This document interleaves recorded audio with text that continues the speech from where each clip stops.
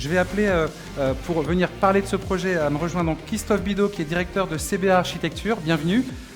Merci de l'accueillir. Et je vais également appeler Stéphane Wallet, qui est directeur délégué chez Sogeti, donc ingénierie bâtiment. Donc, l'architecture, l'ingénierie, main dans la main, côte à côte, pour nous aussi faire ce retour d'expérience. Prenez vos micros.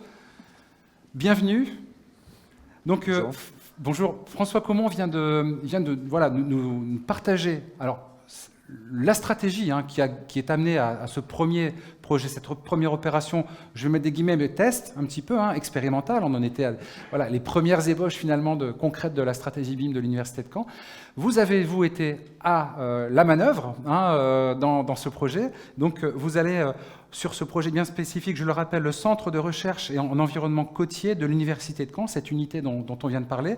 Et donc, je vais commencer avec vous, donc, avec vous deux. Vous dites-moi, donc François Caumont l'a évoqué à la fin de son témoignage, vous allez nous expliquer l'utilisation du BIM, aussi votre utilisation à vous du BIM pour la conception du CREC, sa conception, et ensuite on abordera un petit peu plus votre retour d'expérience. Donc en matière de conception, peut-être Christophe Bidot, comment ça s'est commencé? Alors Christophe Bidot, Stéphane Wallet, allez-y, sentez-vous à l'aise, vous nous avez préparé une présentation. Voilà, on va lancer le premier slide. Effectivement, on a travaillé main dans la main avec Stéphane et ses équipes. C'est une équipe qui est assez complexe et qui s'appuie sur une charte qui nous a été proposée par le maître d'ouvrage et sur laquelle on s'est appuyé pour bâtir notre conception. Je vais laisser peut-être Stéphane en parler peut-être un petit peu plus concrètement. Oui. Il y a pas mal d'ingénieurs dans la salle. Il est ingénieur. Je pense que ça le concerne assez spécifiquement.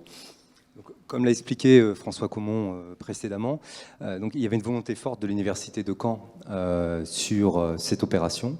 Et à cet effet, nous disposions de plusieurs éléments BIM, ce qui n'est pas toujours le cas, mais en tout cas, sur ce projet, nous disposions de l'ensemble des éléments qui nous permettaient de faire une réponse cohérente avec les attentes du maître d'ouvrage. Nous disposions dans un premier temps d'une charte BIM qui définit la stratégie générale de l'Université de Caen en matière de BIM. Et ensuite, nous disposions également d'un cahier des charges BIM, donc un peu plus précis, qui définissait notamment les règles de confidentialité et de propriété de la maquette, qui définissait également les objectifs du maître d'ouvrage, notamment ces objectifs en termes de synthèse, en phase étude, en phase chantier, mais aussi ces objectifs au niveau de l'exploitation, comme l'a expliqué François Caumont, au niveau du BIM, DO numérique, et puis ensuite d'intégrer le BIM en phase d'exploitation. Enfin, nous disposions d'un troisième document qui était la nomenclature BIM, et ce document définissait notamment les règles de nommage des différents documents issus de la maquette. De nommage, donc à savoir ? C'est-à-dire que tous les plans ou autres documents techniques issus de la maquette devaient être codifiés d'une manière précise au niveau du bâtiment, des métiers, des techniques, chauffage, ventilation, plomberie, afin d'harmoniser l'ensemble des documents, que ce soit au niveau des documents issus du cabinet CBA ou du cabinet Sogeti. Une charte, une convention, des nomenclatures, on retrouve ça systématiquement dans les projets BIM, logiquement ? Alors, la convention est issue, la convention est plutôt un document interne, équipe maîtrise d'œuvre, on consomme également notre maître d'ouvrage, mais pour établir cette convention, on a besoin de cette charte qui est établie. Alors là, l'Université de Caen est allée un peu plus loin, il y avait une charte et il y avait un cahier des charges qui était vraiment très détaillé, donc on avait tous les éléments pour pouvoir répondre précisément, et donc ces éléments ont été respectés tant en phase étude qu'en phase chantier. Ça, Christophe peut en dire également un mot sur le slide suivant. Tout à fait. Donc le chantier a été plus ou moins dévoilé parce qu'effectivement il est en cours de réalisation des travaux. Il s'agit d'une station de recherche. La petite spécificité de ce projet, c'est qu'il est à la fois très complexe, très irrigué en termes de réseau, avec des réseaux qui sont effectivement eux-mêmes très complexes, avec des nomenclatures, avec des finalités qui sont assez pointues. Et la petite cerise sur le gâteau, si j'ose dire, c'est qu'on intervient dans un bâtiment existant. Oui. Et je pense que ça a été extrêmement complexe pour deux raisons. C'est que d'une part, nous n'étions pas libres, effectivement, des espaces dans lesquels nous pouvions faire circuler ces réseaux. Je parle tout bêtement des retombées de poutres, je parle des poteaux, je parle des éléments de façade, des éléments de structure. Quand on part sur du neuf, on peut faire des scénarios et modéliser. On peut se donner un petit peu plus de latitude et effectivement concevoir un bâtiment de ce type d'une manière un petit peu plus simple. Et puis l'autre élément important sur lequel il faut s'arrêter, c'est qu'on a travaillé sur la base d'un relevé qui a été établi par un géomètre. J'ai rien contre les géomètres, absolument rien. Sauf qu'un géomètre ne fait pas la différence entre un poteau et une gaine. Et qu'effectivement, tous les artefacts et toutes les problématiques qu'on a pu avoir quand on a découvert effectivement certaines choses sur le bâtiment se sont trouvées amplifiées par la maquette numérique. Ça met le doigt sur quelque chose qui me semble extrêmement important, c'est qu'il ne faut pas couper le rapport au réel. Et on va le voir quand on va parler du chantier. C'est pas parce qu'on fait de la maquette numérique qu'on travaille en dehors du réel. Il faut toujours qu'il y ait un lien entre les deux. Et ça, j'ai malheureusement l'impression qu'on est en train peut-être de se focaliser sur la maquette numérique comme étant la réalité. La réalité, c'est pas ça. La réalité, c'est ce qu'on construit et c'est ce qu'on vit sur le site.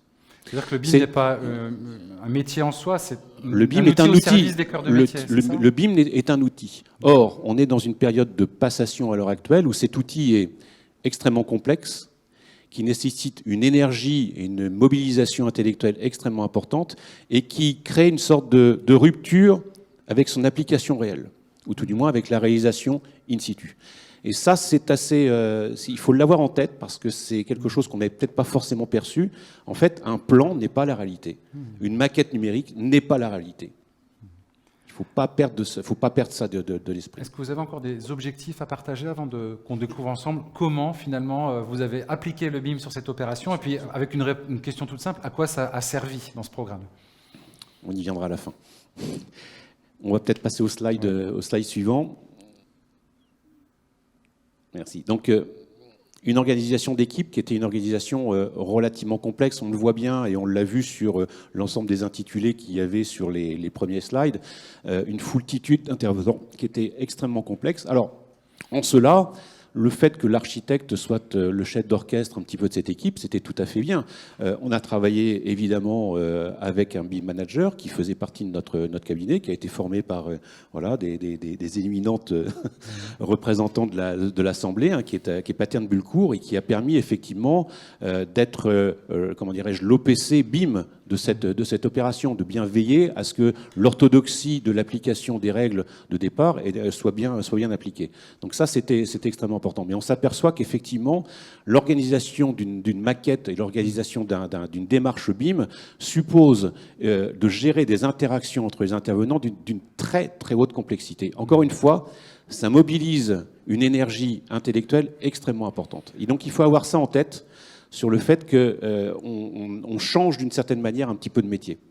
Et donc, d'ailleurs, Paterne, qui nous a aidé à préparer cette présentation, bien sûr. Si on et peut remettre ça en plein écran, a fait 2 focus sur ce schéma, peut-être pour vous permettre de préciser certains intervenants. Tout à fait. Donc, évidemment Sogeti, qui était avec nous, évidemment l'ensemble des intervenants, mais après, on pourra aussi faire un autre focus sur les entreprises. On en parlait, François en parlait tout à l'heure. Les entreprises sont aussi des éléments extrêmement importants de la réalité, de l'application effectivement des conclusions du BIM dans le réel. Et on s'aperçoit là effectivement qu'il y a peut-être un peu de dichotomie, on s'aperçoit que les frictions commencent à arriver parce que représenter une poutre, représenter un poteau, je parle d'éléments basiques, représenter des choses comme ça, c'est quelque chose de différent que de les voir in situ. Et on s'aperçoit effectivement que la formation des entreprises, avec des niveaux d'implication dans le BIM qui sont relativement différents. Quand on voit des entreprises comme Fouchard, par exemple, je ne focalise pas sur ces entreprises-là, mais qui sont les électriciens, les plombiers, ont déjà cette appétence pour le BIM. D'autres entreprises, telles les entreprises de cloison, voire le gros œuvre, n'ont pas du tout cette appétence, font sous-traiter cette production BIM à des BIM modeleurs, et qui créent une sorte de distance et de mise à distance entre le modèle BIM et la réalité in situ. Qui peut correspondre à ils peuvent perdre un peu la main sur le réel de l'opération finale. On va donc enlever le un peu et on va dire qu'effectivement, je suis là pour modérer. Voilà. Très bien. Donc les étapes suivantes du coup de ce process. Donc là, convention. oui, la convention. Ouais. Élément important sur lequel. C'est un document fondamental. C'est un document fondamental. Hein, on est bien d'accord. C'est un document fondamental, comme l'a dit Stéphane, qui était très bien fait. Je serais tenté de dire qu'il était trop bien fait. C'est-à-dire qu'en fait, il était d'une telle complexité qu'il devenait d'une telle lourdeur à exploiter qu'il a fallu qu'effectivement nous en fassions un peu l'exégèse et qu'on arrive à en tirer une sorte de résumé, de condensé, qui nous permette effectivement de travailler peut-être un peu plus librement. Alors, librement est peut-être pas forcément le bon mot, mais d'une manière peut-être plus efficace. Plus agile. Et plus agile. Je pense que c'est vraiment ça. Donc il a fallu qu'effectivement, à partir de cette charte qui était une convention qui était extrêmement rigide, très lourde, qu'on arrive effectivement à s'en inspirer et à tirer un outil de travail qui nous permette de travailler ensemble, tout bêtement, d'une manière efficace. Alors, cette convention, elle précisait notamment notre manière de collaborer. Donc on peut le voir sur le slide suivant. Elle définissait notamment la plateforme d'échange utilisée, donc qui a été Crookie, donc qui nous a permis d'échanger dans un premier temps avec les différents membres de l'équipe de maîtrise d'œuvre, et qui nous a permis également d'échanger avec le maître d'ouvrage. Alors on a utilisé différents formats d'échange. Bien sûr, l'IFC, d'autant plus que CBA travaille sur Archicad et nous sur Revit. Donc on n'a pas pu échanger sur des formats natifs, donc on a échangé en format IFC. On a échangé également en format BCF, donc le BIM collaboration de format qui permet de dissocier, on va dire, du modèle lui-même les messages faisant état de problématiques sur la maquette. Et on a utilisé le logiciel BIM Collab, qui peut s'apparenter à des logiciels comme Tekla ou Solibri. On a fait sur le slide suivant un petit focus justement pour vous montrer comment on collaborait. Donc avec cet outil, on le voit à gauche, il y a différentes notifications des différents partenaires qui peuvent indiquer des problématiques de passage. En l'occurrence, à gauche, on voit sur le schéma qu'il y avait un plénum de ventilation qui tapait dans une poutre. Ce qu'on appelle des clashs. Des clashs, tout à fait. Donc, alors c'est pas uniquement sur des clashs, ça peut être des observations, ça peut être le maître d'ouvrage qui nous dit que finalement la prise il la veut à un autre endroit que là où elle est implantée. Et ensuite, on rectifie directement sur la maquette et on renvoie une notification pour indiquer à la personne qui a fait l'observation que les problématiques sont acquittées. Et là, on va naviguer un petit peu, c'est ça? On va naviguer un peu dans la maquette. Effectivement, il y a un petit film qu'on peut faire tourner. Donc là, effectivement, on voit la maquette de site. On va s'approcher des bâtiments concernés. Donc on voit qu'on a également modélisé tous les réseaux VRD, on le voit ici, le réseau d'eau, d'évacuation. Qui étaient fondamentaux, puisqu'effectivement on allait puiser de l'eau de mer, donc il fallait qu'on anticipe un petit peu effectivement la circulation de ces réseaux. Donc là on rentre en immersion dans la maquette. Donc on voit aussi que c'est un formidable outil de communication avec nos maîtres d'ouvrage, puisque on peut vraiment se balader dans le projet. Là, on voit en cliquant sur les différents objets, on peut voir les différentes propriétés, que ce soit des radiateurs, des portes, vraiment tous les objets de la maquette. Avec des niveaux de détail Alors, à l'élément près. Oui, les étiquettes sont clairement identifiées par élément technique. Donc on a une sorte de catalogue interactif de l'ensemble du programme, quelque part, et de tous ces éléments. Oui. Là, on le voit sur les coupes. Donc, effectivement, on avait quand même une maquette relativement poussée, qui est peut-être même déjà de l'exé++. Les entreprises peuvent vraiment déjà travailler sur la base de ces maquettes avec l'ensemble des éléments techniques, que ce soit les éléments propres au bâtiment en termes de chauffage, ventilation, électricité, mais aussi les éléments liés au process qu'évoquait François par rapport aux différents systèmes aquacoles. Donc voilà, on voit des coupes sur les différents locaux, faux plafonds, avec le degré de définition de la maquette qui continue en phase chantier avec des problématiques qu'évoquera Christophe. Et donc là, on est dans quelle interface, là, logiciel? Alors là, je ne sais pas avec quel logiciel pattern a extrait mais on peut, avec n'importe quel viewer, on peut visualiser l'IFC. Le même rendu pour tout le monde, finalement. Oui, à partir de l'IFC peut être visualisé à partir de n'importe quel viewer sans avoir forcément des logiciels spécifiques. Alors, on l'a compris, entre le projet de départ et finalement la réalité terrain, le vécu, l'imprévu, c'est la vie, etc. Il y a eu des écarts, il y a eu des surprises, il y a eu etc. Donc un gap peut-être entre le prévisionnel opérationnel, en tout cas tel qu'il était prévu dans la convention, dans le cahier des charges, et puis la réalité. Ce qui va nous intéresser maintenant, c'est la raison d'être de cette manifestation, c'est votre retour d'expérience finalement. Qu'est-ce que finalement, à quoi ça a servi quand même au final? Parce que bon, on le voit, il y a eu des avantages, il y a eu des bénéfices constatés à l'usage, etc.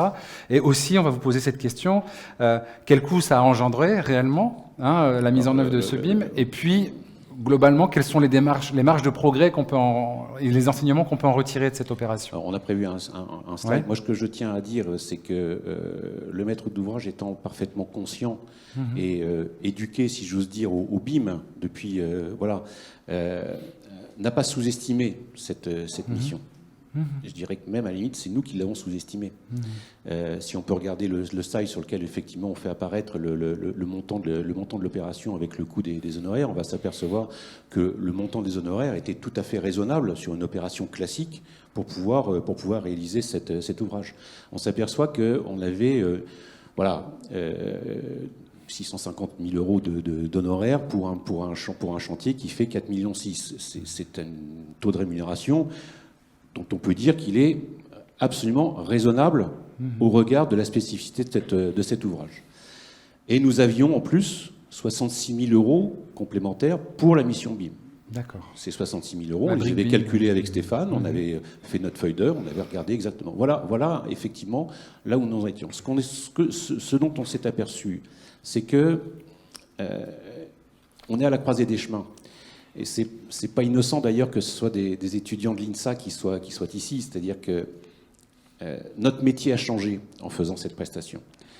C'est que si on prend une valeur de 100, qui serait le temps nécessaire pour faire une étude classique, hors BIM, 80% des 100 sont dédiés à la conception et 20% à la saisie. Pour le BIM, c'est le contraire. C'est 80% à la saisie et l'information, à la gestion de l'information, l'alimentation, et 20% de conception. Sauf que la conception, il faut toujours la faire. Donc ça pose un énorme problème, effectivement, de maîtrise de l'information, de la maîtrise des fichiers. Et on va s'apercevoir après, avec la conséquence financière que ça peut avoir. Stéphane a préparé, effectivement, des choses qui sont tout à fait réelles et qui correspondent vraiment à ce qui nous a été, ce qui nous est arrivé sur cette opération. Alors là, on est toujours dans l'approche financière. On n'est pas encore dans, effectivement, les conclusions sur l'opération, mais pour compléter ce que dit Christophe, j'ai fait un petit focus, là aussi, nous, sur notre manière de nous organiser entre une opération classique et une opération BIM. Sur une opération classique, on voit que le directeur de projet en ingénierie passe à peu près 15% du temps de l'opération. On a 60% qui sont consacrés, je crois à peu près 60%, aux ingénieurs, aux techniciens par technicité. On a 25% qui est consacré au dessin. Ça, c'est un schéma classique. C'est un schéma classique d'un projet mené sur AutoCAD en 2D. D'accord. Quand on est en BIM, on a un transfert de compétences. Alors, le directeur de projet met toujours le même temps, à peu près 15%. Les techniciens ingénieurs passent un peu moins de temps, parce qu'il y a une partie de la conception qui bascule chez les BIMers, qui, eux, ne font pas que du dessin, que de la modélisation. Il faut aussi du dimensionnement, de l'exécution, de la synthèse. Quelle profession on met dans les BIMers? Alors, donc chez les dessinateurs, c'est plutôt des gens de profil Bac plus 2, chez nous, et les BIMers, c'est plutôt des ingénieurs ou des étudiants de Bac plus 4, Bac plus 5. C'est une très très bonne question. C'est une très bonne question. Non, mais je réagis par rapport à ça, par rapport à ce qu'on a vécu, c'est qu'effectivement, on s'est aperçu que dans ce cas d'espèce, nous avions désigné un directeur de projet, un architecte, qui avait une dizaine d'années d'expérience, et qui, à l'issue de la réalisation de cette étude, nous a dit « mais je n'ai plus fait mon métier d'architecte. D'accord. Je n'ai plus fait mon métier d'architecte. J'ai géré des fichiers, j'ai géré de l'information, j'ai géré des nomenclatures de fichiers, mais je n'ai pas fait de conception. » D'accord. C'est un vrai problème. Et d'où, effectivement, la nécessité, on est à la croisée des chemins, je pense, on en parlait avec François ce matin, on est à la croisée des chemins sur la mutation, effectivement, de nos professions qui vont être obligées, effectivement, de s'équiper de collaborateurs avec un profil un petit peu différent des collaborateurs que l'on a à l'heure actuelle. On va revenir sur le... Donc ça découle effectivement de surcoûts pour nous. Donc le premier est lié aux compétences mises en jeu dans l'organisation du projet.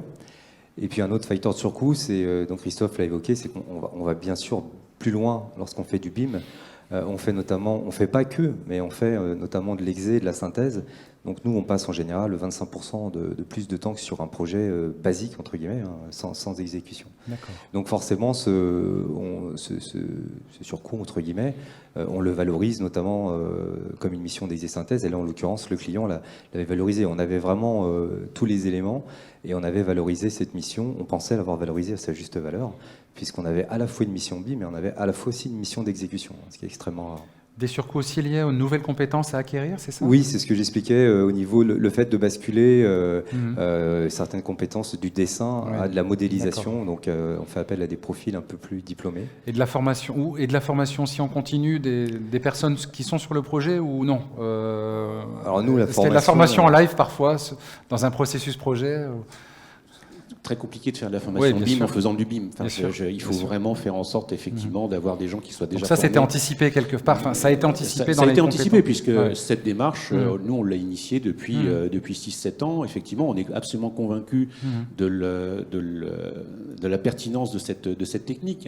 Pour justement, le petit schéma qu'on voyait auparavant était tout à fait clair par rapport à ça. Quand on dit qu'effectivement, on fait de l'exé, de la synthèse, ça permet aussi de faire en sorte d'avoir des chantiers qui soient plus faciles, d'anticiper les éventuels problématiques qu'on peut avoir, d'être beaucoup plus précis dans le service rendu au maître d'ouvrage, qui est quand même la finalité un peu de notre métier, quoi qu'on en dise. Il faut absolument imaginer ça.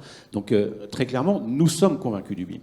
Mais ça a des implications peut-être qu'on méconnaissait ou qu'on a peut-être sous-estimé à un moment donné et qui sont apparues extrêmement clairement par rapport à ce projet et d'autres bien sûr. Alors, il nous reste un peu plus de 5 minutes pour la dernière partie, j'ai envie de dire pas la moindre, le bilan finalement. Quel bilan vous tirez? Alors Stéphane, vous souhaitiez peut-être ajouter un dernier point? Non, on peut enchaîner sur le bilan. Alors finalement, quel bilan globalement vous tirez? Puis après, plus spécifiquement, les avantages que vous en avez quand même, que vous avez identifiés, puis les difficultés rencontrées dans le détail. Alors les avantages, on peut le voir à travers la maquette. Là, on voit un extrait de la maquette fluide. Donc on voit que c'est relativement dense et complexe. On peut passer au slide suivant.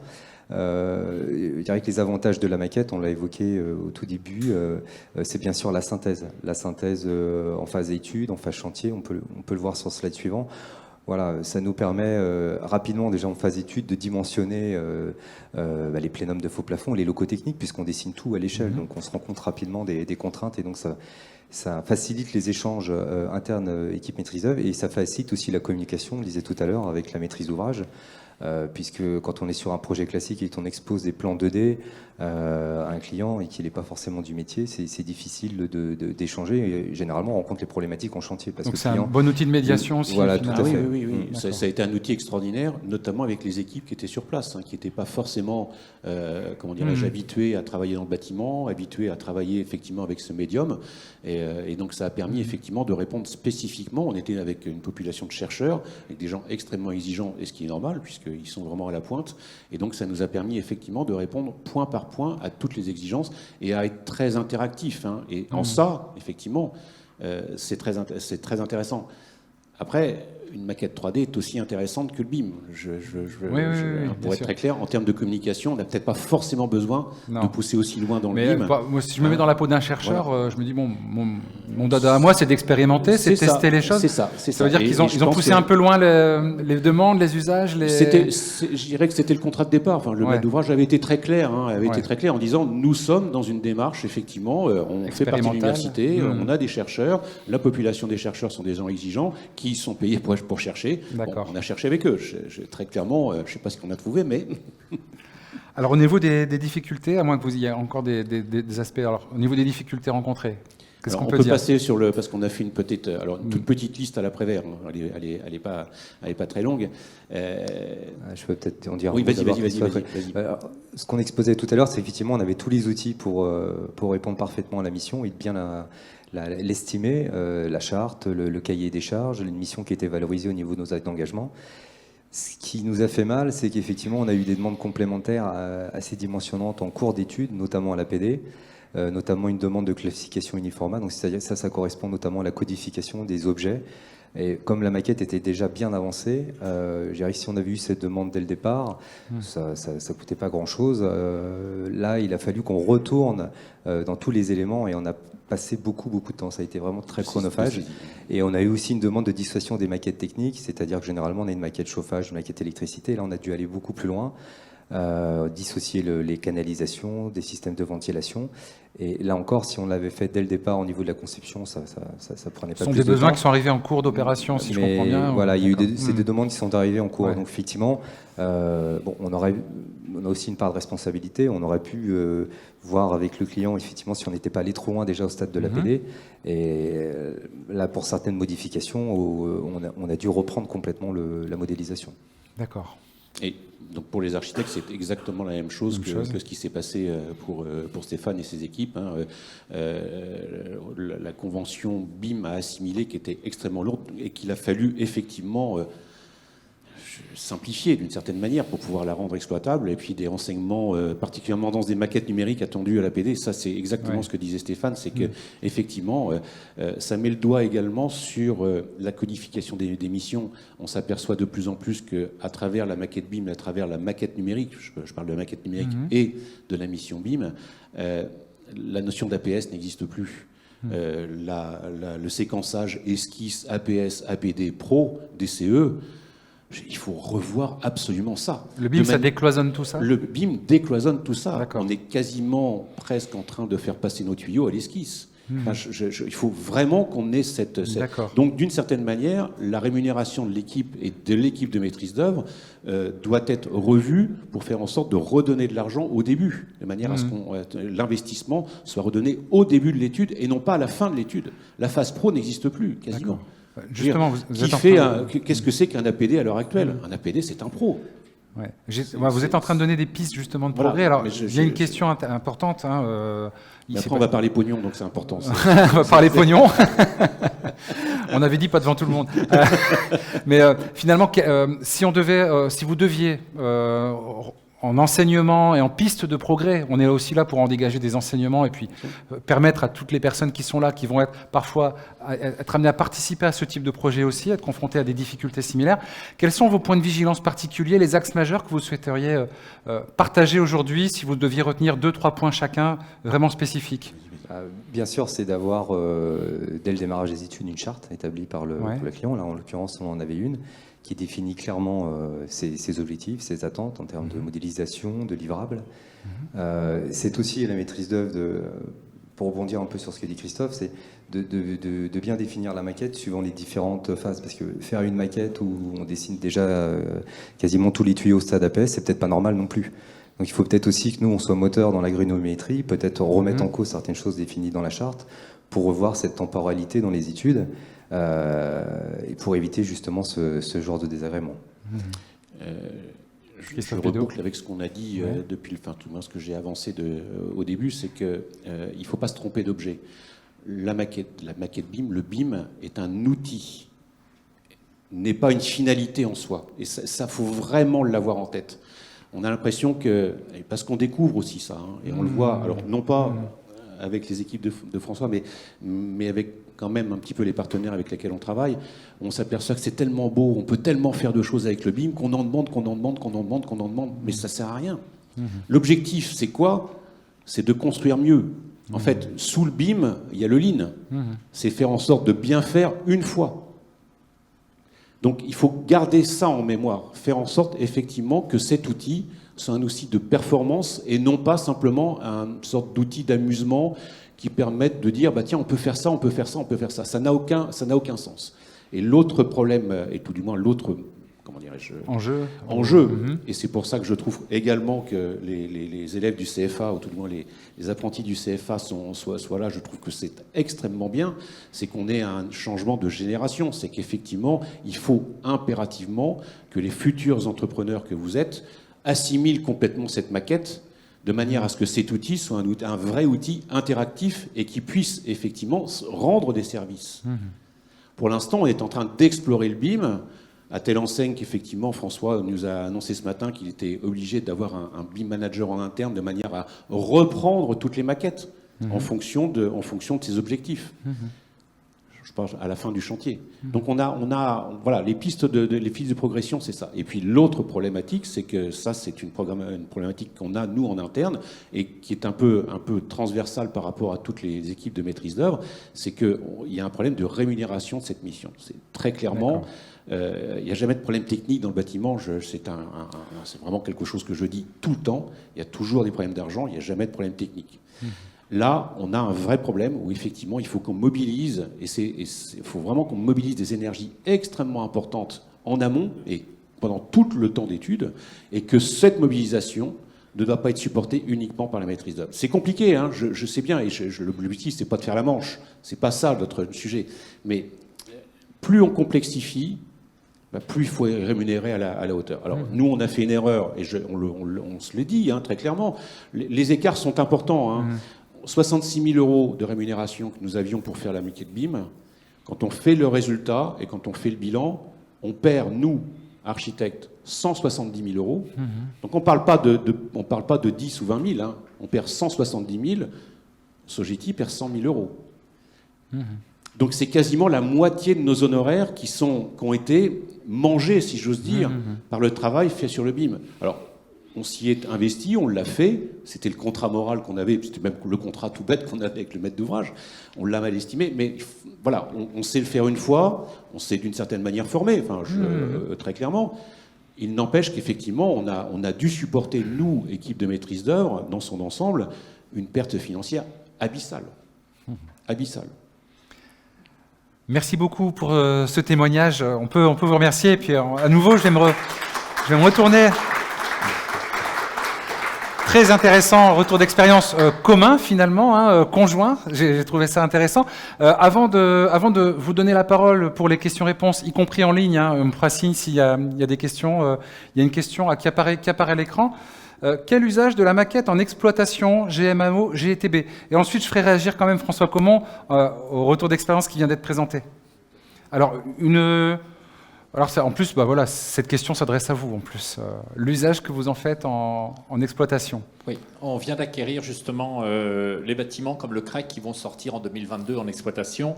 On vient d'acquérir un outil de GMAO, un outil ce qu'on appelle BIMGEM, qui va nous permettre de faire interagir la maquette numérique des bâtiments. Donc sur les 95, on va en avoir à terme 5 pour l'instant qui vont être exploités en BIM, qui va nous permettre de faire interagir la maquette numérique par rapport à la GMAO normale pour l'exploitation maintenance des bâtiments. Donc l'idée est de nourrir la maquette numérique de ce qui se passe dans la GMAO, mais en même temps que la GMAO se nourrisse des informations qu'on va mettre dans les maquettes numériques. Donc oui, c'est bien l'usage qu'on va faire de cette maquette dans le cadre de l'exploitation maintenance. D'accord. Et en plus, si je comprends bien, dans un processus qui va dans les deux sens. Ah, il faut absolument que ce soit bidirectionnel. Voilà, en permanence. Alors, c'est compliqué aujourd'hui parce qu'il n'y a pas vraiment d'applications qui le font, mais on a choisi, on espère avoir choisi une solution qui va évoluer. Hein. Je disais ce matin, c'est un peu comme les téléphones portables. Vous en achetez un, puis 3 mois après, il y a un nouveau modèle qui fait autre chose. L'idée est que cette solution, nous, on l'a pas vraiment trouvée. Pourtant, on a trouvé à 98% ce qu'on veut. Donc l'idée est aussi de laisser le temps aux développeurs de comprendre nos problématiques, d'adapter leur logiciel, puisque tout logiciel, la version d'Excel ou de Word qu'on a aujourd'hui, c'est pas celle qu'on avait il y a 15 ans. Oui. L'idée, c'est d'avoir une solution qui soit évolutive, avec un développement qui soit maîtrisable en France, et qu'on puisse faire évoluer notre exploitation maintenance. Peut-être qu'on reviendra vers vous d'ici quelques années avec un retour d'expérience d'exploitation maintenant. Ça serait intéressant. Gardez le micro parce que j'aimerais quand même que vous puissiez réagir. Limite, rejoignez-nous, parce que là, ça, voilà, vous. Je voulais pas cacher. Non, mais allez-y, Christophe. Installez-vous ici. Non, c'est bon. Non, ça va aller. Voilà. Alors, je vais rester ici. Par rapport à ce que vous nous avez présenté au démarrage, en termes de projet, de stratégie, mais aussi de projet dans le CREC, première illustration concrète, et de ce retour d'expérience de l'équipe de maîtrise d'œuvre.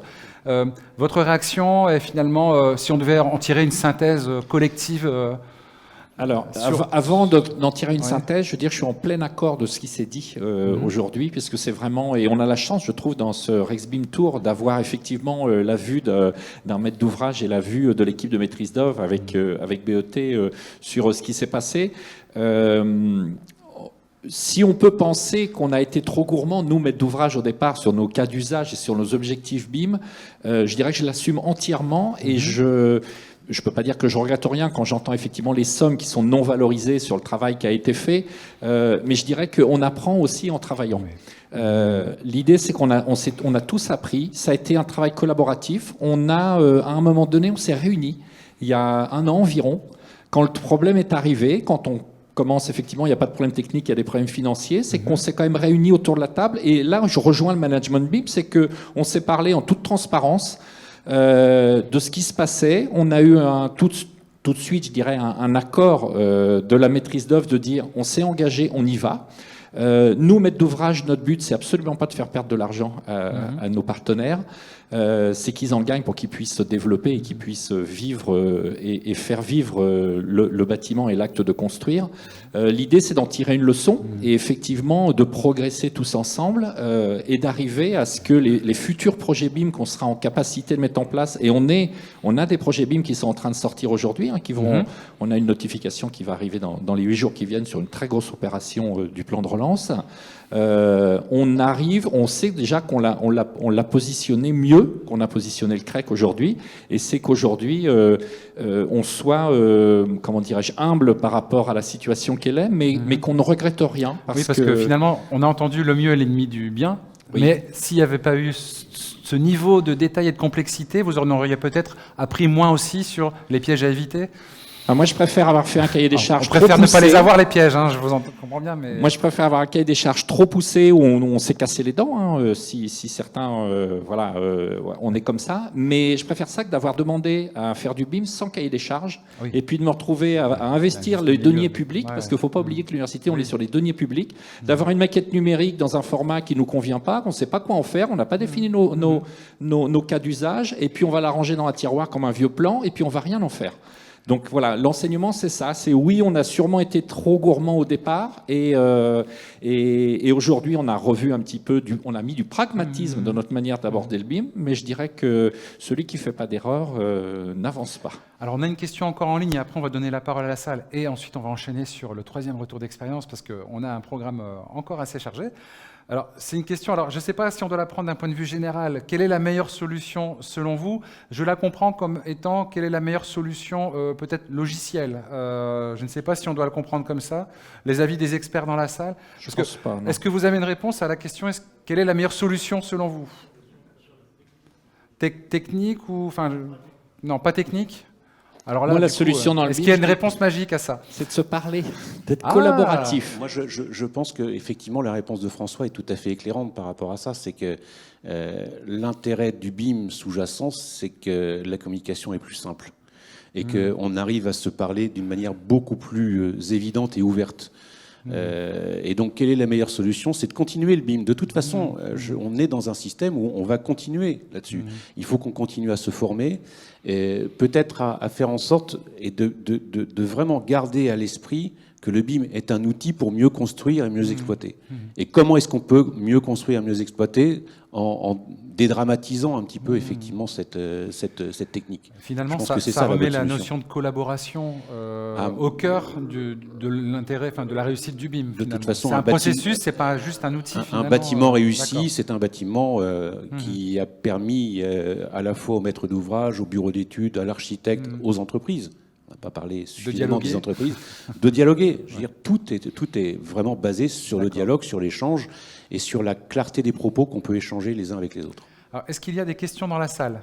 Oui. Je vais passer le micro. Je me permets, alors je vais peut-être vous le rendre juste après, parce que si la question s'adresse à vous. Alors, n'hésitez pas à vous présenter. On se parlera tout à l'heure, évidemment. Mais...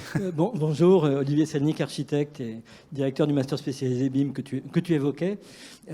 Quand j'entends François Comon dire qu'il vaut mieux un cahier des charges trop poussé que pas de cahier des charges, aujourd'hui, on se rend compte que la question, c'est de savoir où on met le curseur, qu'il ne faut pas le mettre à fond. Et donc, question à l'équipe de maîtrise d'œuvre, vous avez sans doute fait les frais d'une certaine naïveté qu'il y avait au début du BIM, de tout demander tout de suite. L'époque, heureusement, est finie où les cahiers des charges BIM sont plus épais que les cahiers des charges construction. C'était peut-être le cas. Qu'est-ce qui aurait pu être enlevé dans ce qui a été fait, qui vous aurait permis de travailler tout aussi bien pour votre travail à vous, de maître d'œuvre, et pour répondre aux attentes du maître d'ouvrage? Là, en l'occurrence, je l'ai évoqué tout à l'heure, c'est ce qui a conduit en fait à à ces modifications importantes qui ont causé des pertes, c'est les modifications majeures de la maquette, notamment au niveau de la codification, de la dissociation des maquettes. Sinon, je dirais que si on n'avait pas eu cette Ça a été problématique... demandé trop tard. Trop tard, C'est ce on que vous était disiez. déjà à l'APD et avec une maquette qui était plutôt de niveau pro DCE. Donc on avait aussi un niveau de définition relativement important. Donc peut-être aussi revoir le niveau de définition par phase. Je dirais que si on n'avait pas eu ces Il y a eu trop de déconvenus... choses demandées trop tôt, c'est ça?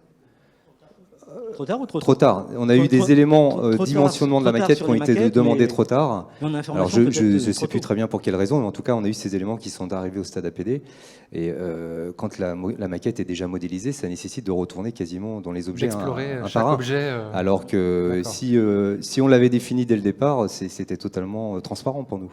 Donc il y a ces éléments, il y a effectivement le niveau de définition puisqu'on était allé trop loin.